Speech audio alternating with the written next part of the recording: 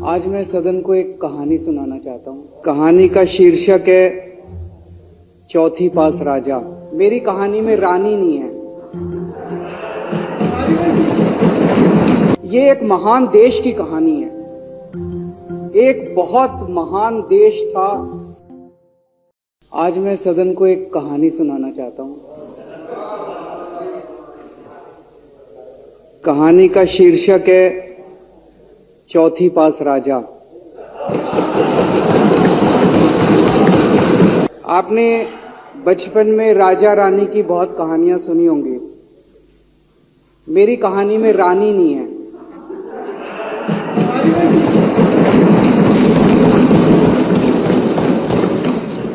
बस राजा है।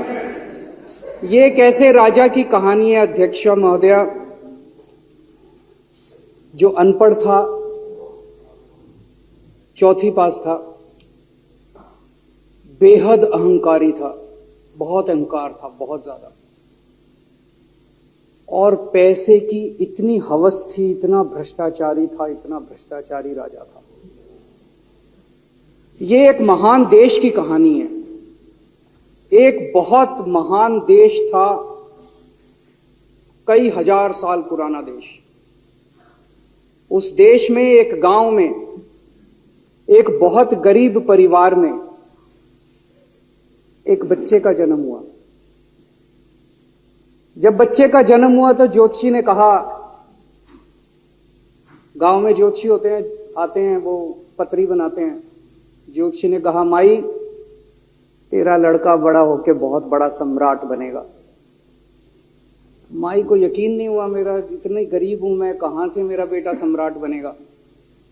तो उसने कहा, नहीं, तेरे बेटे के ग्रह बताते हैं तेरा बेटा बहुत बड़ा सम्राट बनेगा। बेटा धीरे धीरे बड़ा होने लगा। स्कूल, गांव का ही स्कूल था, स्कूल जाता था। उसका पढ़ने वढ़ने में मन नहीं लगता था। तो चौथी के बाद उसने किसी तरह से चौथी करी। चौथी के बाद उसने स्कूल छोड़ दिया। गांव के पास एक रेलवे स्टेशन था।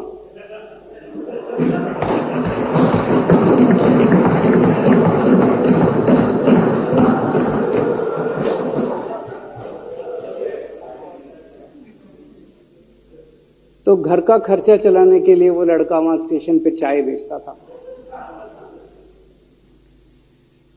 लड़के को भाषण देने का बड़ा शौक था। सारे गांव के लड़कों को इकट्ठा कर लेता, आसपास के गांव के भी इकट्ठा कर लेता, सामने वो खाट डाल लेता, उस पर चढ़ जाता और भाषण देता। धीरे धीरे आसपास के गांव के लड़के भी इकट्ठे हो गए। जिस भी चीज में भाषण देता, एक बार शुरू हो जाता तो बंद ही नहीं होता। अब ज्योतिषी ने कहा था, लड़का बड़ा हुआ, बड़ा होके एक दिन उस महान देश का वो राजा बन गया। पूरे देश में उसका नाम हो गया चौथी पास राजा। लोग उसको चौथी पास राजा कहते थे।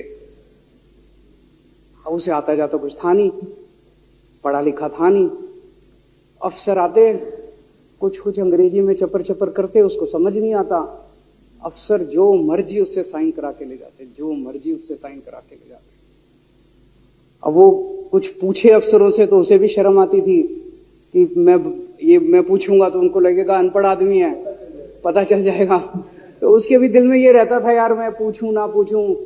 पता नहीं किस किस चीज पे उसने चौथी पास राजा ने साइन कर दिए। फिर धीरे धीरे राजा को ये बुरा लगने लगा, यार ये मेरे को चौथी पास कहते हैं। तो उसने एक फर्जी डिग्री बनवा ली। कहीं से फर्जी डिग्री बना के ले आया, एमए की। बोला मैं एमए हूं। तो लोगों को लगा, यार ये तो ठीक नहीं है, ये तो फर्जी डिग्री हम बना के ले आया हमारा राजा। तो लोगों ने आरटीआई डाली। जो आरटीआई डालता उस पर 25,000 रुपए जुर्माना।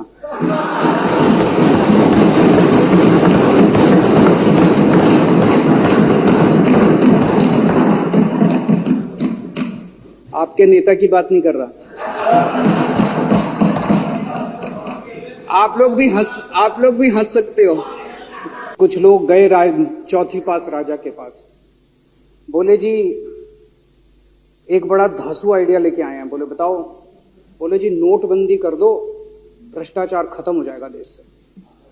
तो उसने कुछ पूछा, उसे कुछ समझ नहीं आया राजा को क्या कह रहे हैं क्या नहीं, पर उसे लगा यार कुछ धांसू आइडिया होगा। उसने एक दिन रात को 8 बजे टीवी चैनलों पे जाके नोटबंदी कर दी। बोला सारे नोट बंद। पूरे देश में हाहाकार मच गया, तड़प गए लोग, धंधे बंद हो गए, दुकानें बंद हो गई, लोग बेरोजगार हो गए, बुरा हाल हो गया पूरे देश। लंबी लंबी लाइनें लग गई पूरे देश के अंदर। लोगों ने जाके उसको कहा जी नोटबंदी कर दो, आतंकवाद खत्म हो जाएगा। ना आतंकवाद खत्म हुआ, ना भ्रष्टाचार खत्म हुआ, देश बर्बाद हो गया। वो महान देश जिसका वो राजा बना था, वो देश 10 साल 15 साल 20 साल पीछे चला गया उस नोटबंदी से, उस चौथी पास राजा की वजह से। एक दिन कुछ लोग गए उस राजा के पास, बोले जी खेती खूब बड़ी हो जाएगी, ये किसानों के कानून पास कर दो। अब उसको कुछ अकल नहीं थी राजा को, अनपढ़ राजा था। उसने साइन कर दिए, 3 काले कानून पास हो गए किसानों के।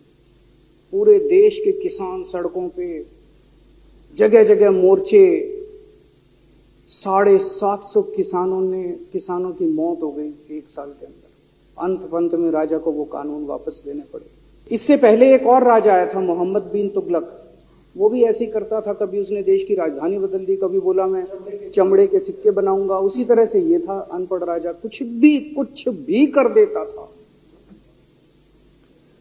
अब राजा को एक दिन लगा यार मैं तो राजा बन गया, पता नहीं कितने दिन रहूंगा। तो उसकी गरीबी में जो जीवन उसने जिया था, उसे लगा यार पैसे तो कमाने चाहिए।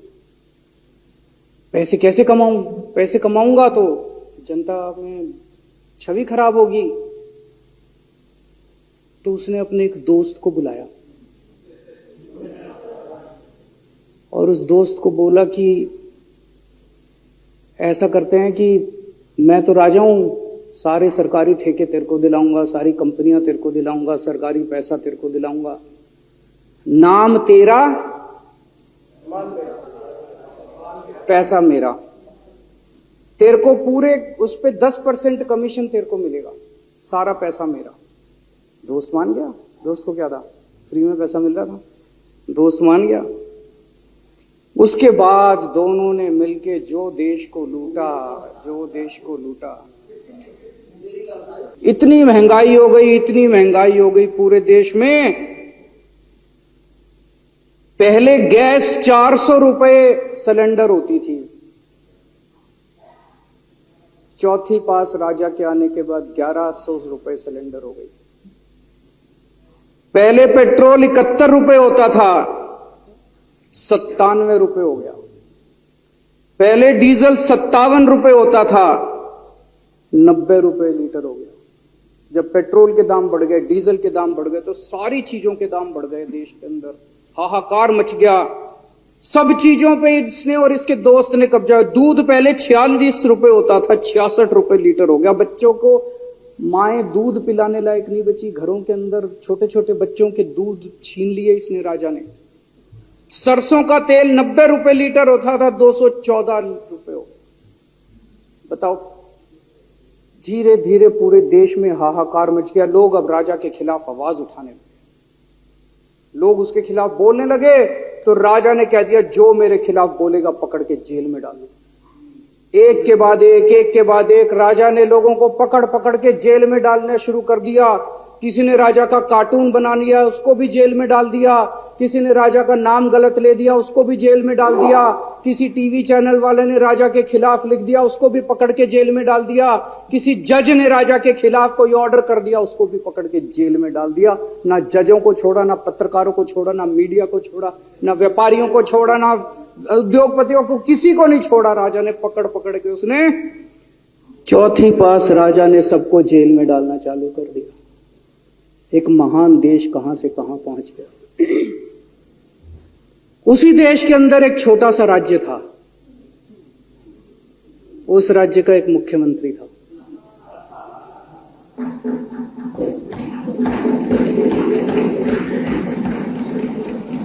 उनके चेहरे पे भी स्माइल आ गई। उनके चेहरे पे भी उम्मीद की किरण छा गई। वो मुख्यमंत्री अपने लोगों का खूब ख्याल रखता था। वो मुख्यमंत्री कट्टर ईमानदार था। वो मुख्यमंत्री कट्टर देशभक्त था। वो मुख्यमंत्री पढ़ा लिखा था।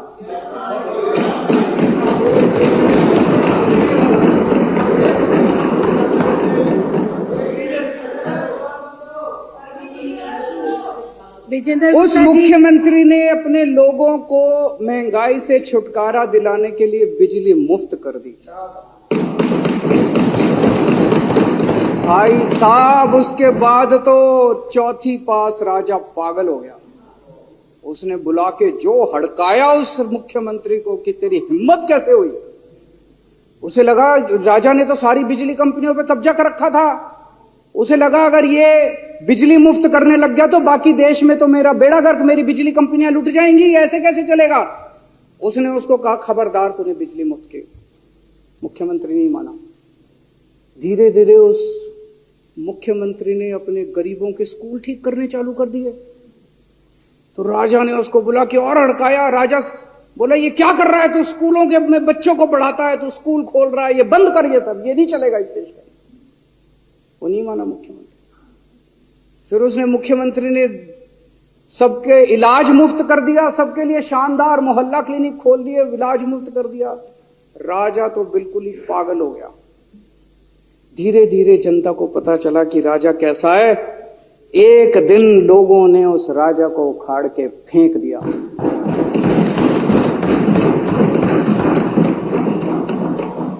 और लोगों ने एक किसी ईमानदार और देशभक्त आदमी को वहां बिठा दिया और उनकी सरकार आ गई। और उसके बाद देश से महंगाई खत्म हुई और देश रात दूनी चौगुनी तरक्की करने लगा।